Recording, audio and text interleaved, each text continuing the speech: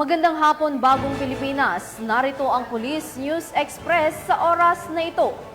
Nasamsam ang humigit 13 milyong pisong halaga ng shabu sa ikinasang joint buy-bust operation ng Regional Drug Enforcement Unit at PIDEA sa Barangay Kalunasan, Cebu City. Nagresulta ang nasabing operasyon sa pagkakaaresto kay alias Totong, 31 anyos at residente ng nasabing lugar.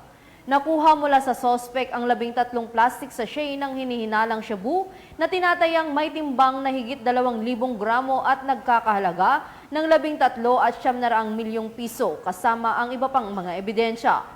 Samantala, tuloy-tuloy naman ang operasyon ng PNP kontra iligal na droga upang matigil na ang paglaganap nito sa bansa. Para sa iba pang napapanahong balitang pampulisya, laging tumutok sa Police News Network. Alagad ng batas, tagataguyod ng balitang pulis.